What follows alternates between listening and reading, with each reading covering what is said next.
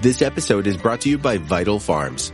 Isn't it bullshit to have to question where your food comes from? At Vital Farms, you can trace your pasture-raised eggs all the way back to the source, the pasture.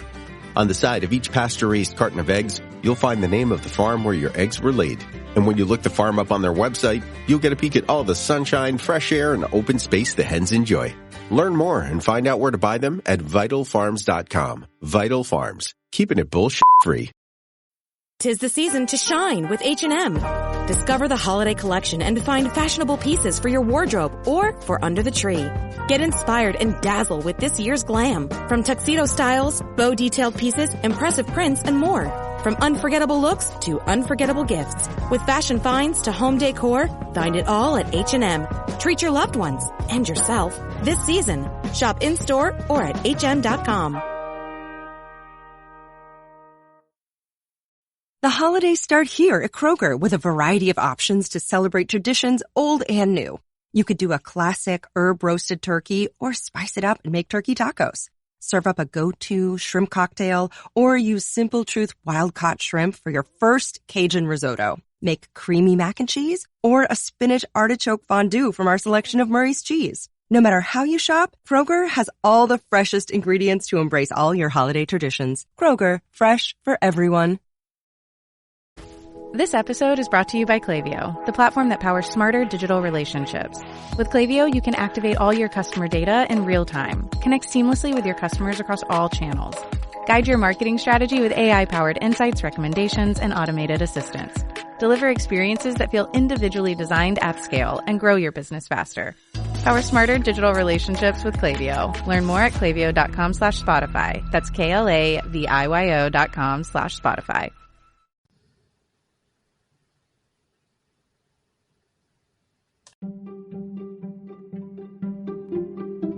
Welcome to the HCI family of podcasts.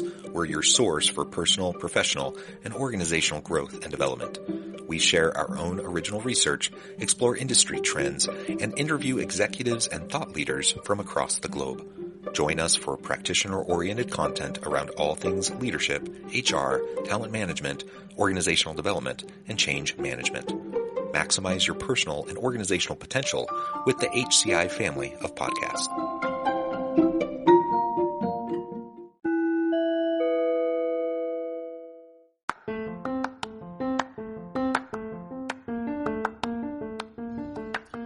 Welcome to the podcast. In this podcast episode, I talk with Ed Hajim about not being a victim to your circumstances and building resilience to overcome challenges.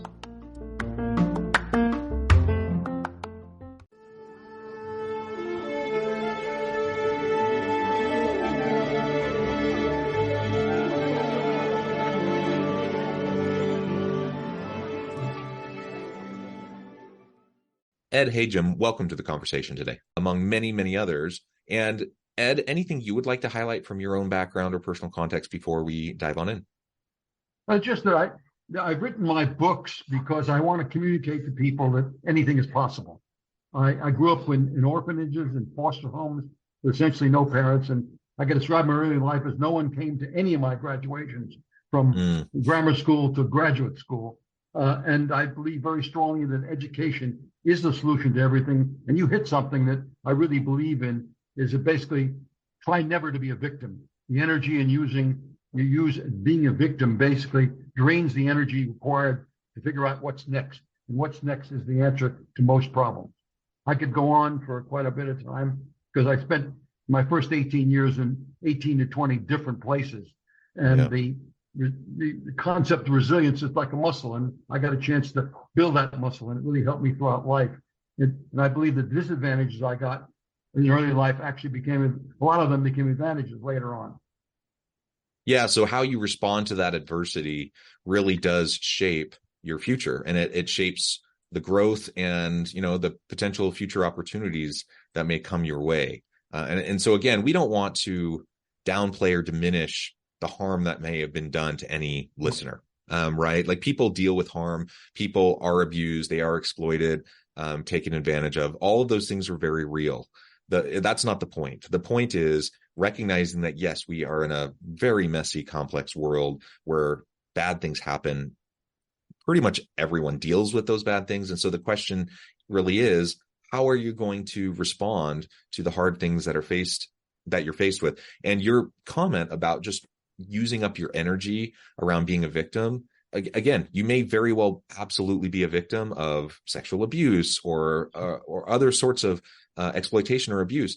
But if we spend so much energy ruminating on and living in the past in those types of victim experiences, then we're using up our well and our storage of energy that is limited, and we're not going to be as well positioned to move forward into our future. So I love the idea of just like, let's learn what we can learn from the bad experiences we face, and then let's use them as a springboard. Sometimes we talk about the metaphor of a stepping stone instead of an obstacle. It's a stepping stone to the future. Let's use it as a springboard into the future so that now we're ready to face the new challenges that come our way.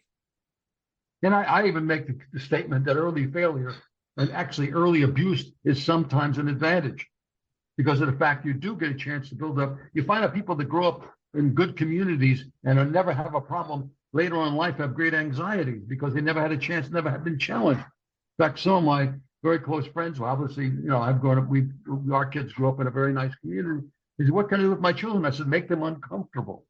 Give them challenges, stress them a bit. It's healthy because once you get over that, you gain a self-confidence that next time you come up with that boogeyman or boogeywoman, you can handle it. Yeah, absolutely. So why don't you tell us a little bit more about some of your own past? You talked about being in the foster system. I know in your book, you talk about some of the different types of things that you faced, but how you were able to stay positive and resilient and forward thinking. Why don't you walk us through some of those challenges that you faced? Well, it reads almost like fiction. My father and mother got divorced when I was 3. She got custody, moved me from Los Angeles to St. Louis, where her parents were. My father got visiting rights on Sunday. He arrived. He drove 1,800 miles in his Ford Roadster, picked me up, decided he wasn't going to take me to a movie, but he took me back to Los Angeles. The cover of my book shows Highway 66. When along the way, he told me my mother passed away. And, that was the end of that. I mean, I thought that was the case for better than 57 years. And unfortunately, he was drafted or volunteered to go into the Second World War, which started in Nigeria, a trip for me through 5 foster homes in Los Angeles, starting with one which was almost Dickinsonian. It was cold and abusive. And to the last one, which was warm and caring. Unfortunately, the last one was only 6 months. Father wanted me back after the war was over. We ended up in the YMCA on 34th Street for the summer of 47, then a hotel room in Coney Island. And again, he couldn't get land-based work, so he went back to sea as a merchant marine radio operator, and I ended up in 2 orphanages. The first one was for young people, and at age 15, I aged out, and my father totally disappeared. I didn't find out why he disappeared for almost 50 years, but he disappeared. I became a ward of the state and could have been sent any place, but they sent me to another very good orphanage, which was about 4 blocks from an excellent high school in Yonkers, New York. And I got an epiphany at age 15. I saw the light, basically. I said, if I can go to a private college, I'll get out of this thing. And I worked my tail off both on the athletic field and in the classroom, got a scholarship, and it changed my life. And so therefore, I've dedicated most of my philanthropy toward that little critical period between 16 and 21 for kids that basically get through the difficult situation like I did and just need some funding to take the next step. Yeah.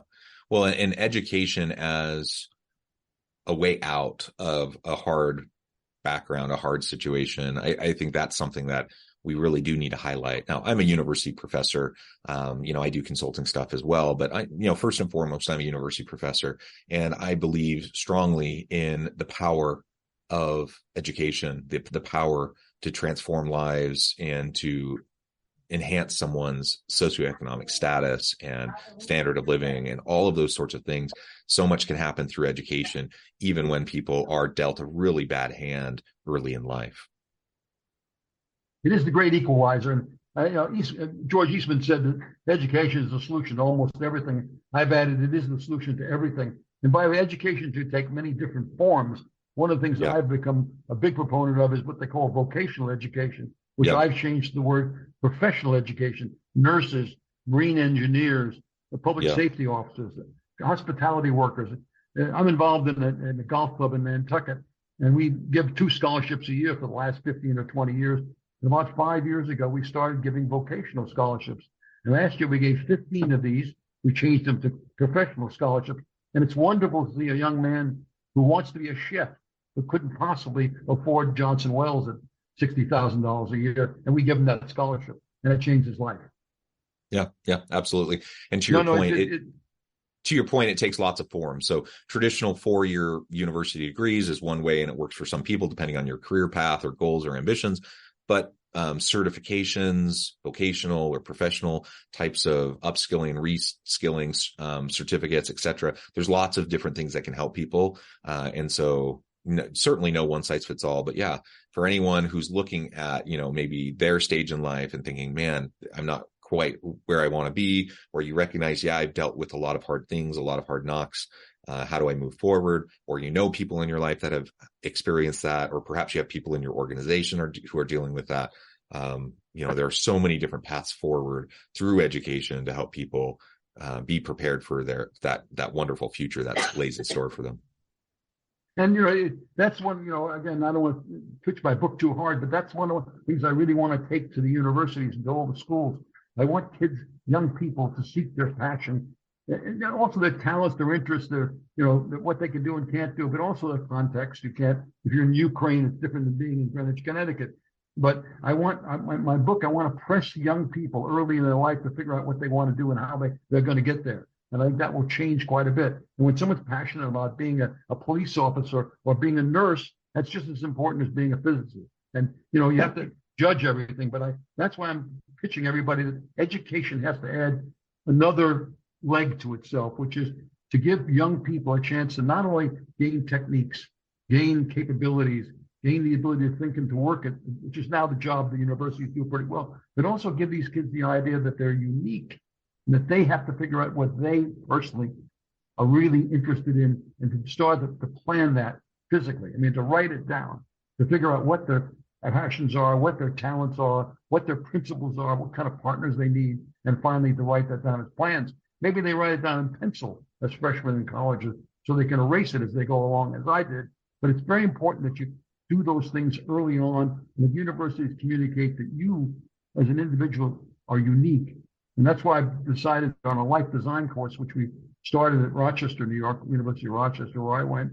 And I'm trying to pitch that as much as I can. And I think a freshman taking that kind of a course will have a chance to really say to himself, this university is interested in me, not only to train me, but me as a person.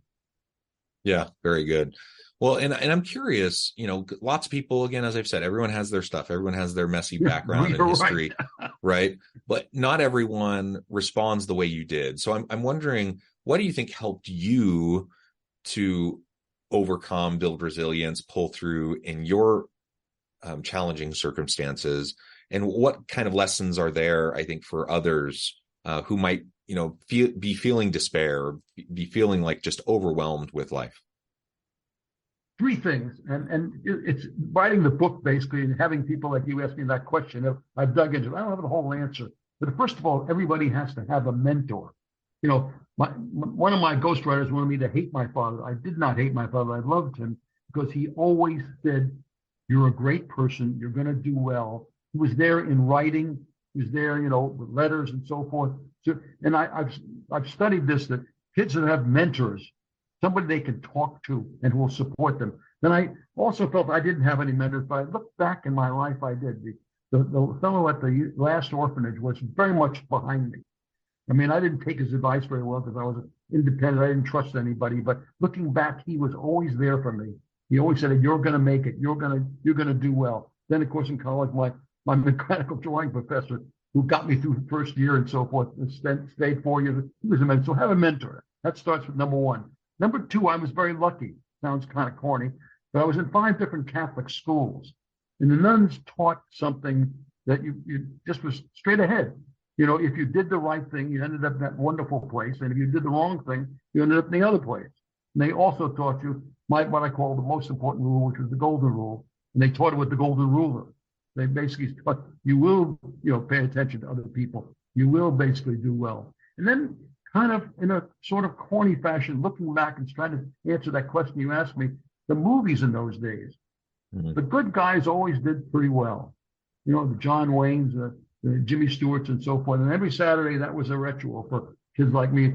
Take 10 cents and go to the movies and see these people on the screen. So those are the three things that sort of drove me. Plus, there must have been something genealogically, I suspect.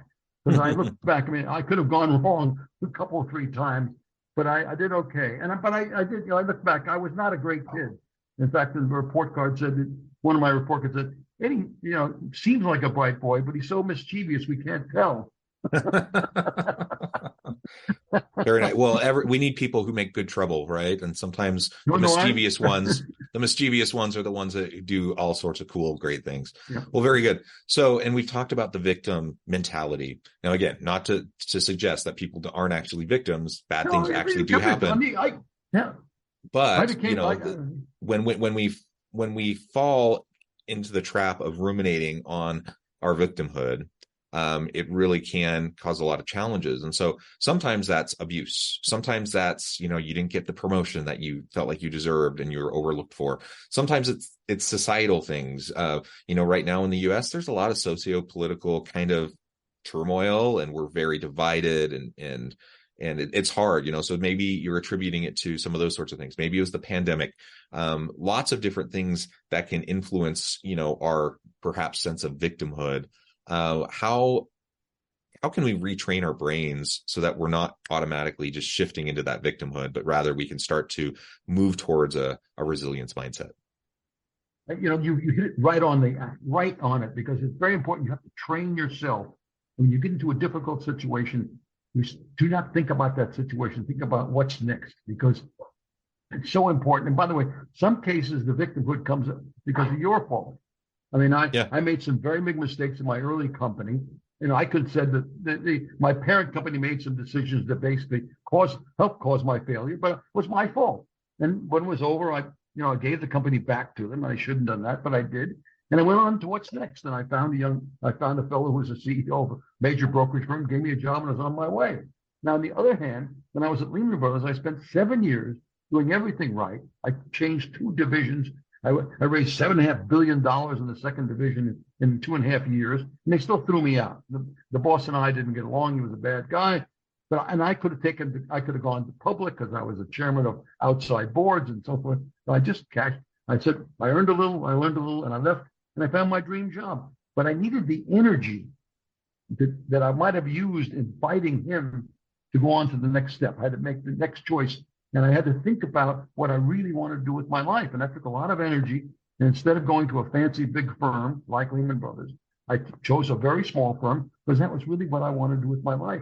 I wanted to basically find a place where I could exercise my passions, establish my own principles, pick my own partners, and really plan. And so those are the things that are very important to people. And that energy you use, and by the way, I agree with you, you have just so much energy every day, every month. And if you use it in hating and woe is me, it gets used up. And then when you go on to the very difficult question of what's next, you don't have it anymore. And I think I'm a real proponent of that. So, but I do believe early failure is a gift, and you do learn from that. And if you can just get that little trigger that every time you come to an extremely difficult point in your life, that turn in the road is not the end of the road. If you can decide, basically that there's something else over there. By the way, in my case, each time I changed, it turned out to be a pretty damn good decision. And luck. And I'm into unfortunately, the word synchronicity has entered my vocabulary with the Celestine prophecies, that there is a sort of a flow to life. And sometimes the bad things that happen to you are good. They change your direction and send you in the right direction. That may be a little bit Pollyannish, but I kind of, looking at my lifetime, I believe it. No, yeah. Well, sometimes I think we need a little bit more Pollyanna in our lives. And hopefully that reference resonates with listeners. That's an old movie. That's one I grew up watching as a kid. I think it was really a movie from my father's childhood, probably. But it's one that always resonated with me. And is life that simple? No. but part of it's just the mindset, right? It's just choosing to try to look for the positive in things, recognizing that, yeah, things are messy. And I think, especially in this day and age of just being so divided in society, that we could probably use a little bit more Pollyanna approach in what we do. When I was a strategist for and we got into a bear market, I always, in all my speeches, with the fact that the world doesn't come to an end very often. And so if you look ahead, the sun does shine the next morning. So I think that's very important. And maybe there is a signal that you're in the wrong place because something's bad happening to you. And that's why I think people should have to go back on a regular basis and dig down deep and ask questions. By the way, in their lifetime, young people's lifetime, they're going to have to pivot a number of times. And here, look what I've done. I've pivoted away from Wall Street to, where Wall Street, I had a mantra which said, live happy is live hidden. Now I'm selling books or getting involved in communicating ideas. It's the opposite. I'm talking to people like you in the public arena, which I never did for 50 years on Wall Street, because I thought that was a mistake. I thought that publicity on Wall Street was the next step before jail. So I stayed out of the press and stayed off TV. Now, I have to go in that direction. So these people in our lifetime, because of the complexity of society, because of the longevity, going to have to pivot a number of times. And you have to change some of your principles.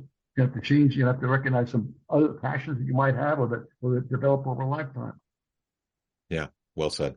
Ed, this has just been a real pleasure. I know at the time I'm going to need to let you go here in just a few minutes, but before we wrap things up for today, I wanted to give you a chance to share with the audience how they can connect with you, find out more about your work, where they can find your book, and then give us a final word on the topic for today. That one, I have a website, and it's a very famous name because there's only one like it, Ed Hajim, www.com. And there's a website that you can press a button there and buy my books, or more importantly, on Amazon, just put my name in and 2 books come up. On the Road Less Travel, very different from The Road Less Travel. And then, of course, my book, The 4 Ps, The Island of the 4 Ps, which is a fable. And I've written the fable because I think fables over lifetime or history are basically a better way of communicating ideas. And going back to Aesop's fables, the Gulliver's Travels, or Don Quixote, or today's Who Might Cheese, I'm hoping this fable will allow people, the purpose of the book basically is to trap you into doing your own thinking. And I think it does. People have said that's what's helping them. They can relate to different parts of the book. So that's how to contact me. And I really appreciate it. I'm humbled by anybody who reads my book, because there are so many books to be read. And I'd appreciate it if you do read it, to go to Amazon and give me a rating and a review. I don't have a lot of other words except for those in my book. I believe that you should develop a conversation with your inner voice early on, and a vocabulary with that voice, so that you can go back and look at different words. And I have 8 words. The words are my 4 Ps: find your passions, your principles, your partners, and your plan. But you want to put those into 4 buckets of life: self, family, work, and community, which is my word for giving back. And basically, in each one of those realms of life, you want to pour the 4 Ps. And in different parts of your life, you will focus on different parts of those realms. First, you'll focus on self early on, then, of course, the family, and then work and community. And you'll find out one of the great mysteries of life: there's no such thing as balance. Because by definition, in order to be successful, you must focus. Once you focus on one thing, you get out of balance. So the game is to have harmony. In other words, when you find out you're out of balance, move back in the other direction. And of course, the work-life balance there's too many books have been written on it, but it really is. It's that case. When you realize you're starting to get out of balance, you have to move back. You take your wife to dinner more often, or you see your children more often if you work too hard. And of course, I think community, giving back, you have to have that in your life, because that basically is what makes it all worthwhile. That's why we were put on this planet. And that basically is the greatest satisfaction. And in my book, I talk about just enough. And I think just enough financial resources is one of the things that I pitch to my friends.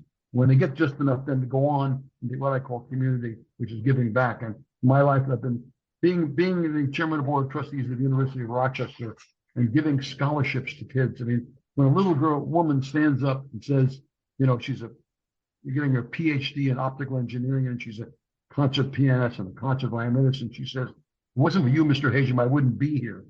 I mean, what else nothing makes a bigger sound than that. it makes your heart pound. So thank you, Ed. It has just been a real pleasure. I encourage the audience to reach out, to get connected, find out more about what Ed can do for you. Check out the book. And as always, I hope everyone can stay healthy and safe, that you can find meaning and purpose at work each and every day. And I hope you all have a great week.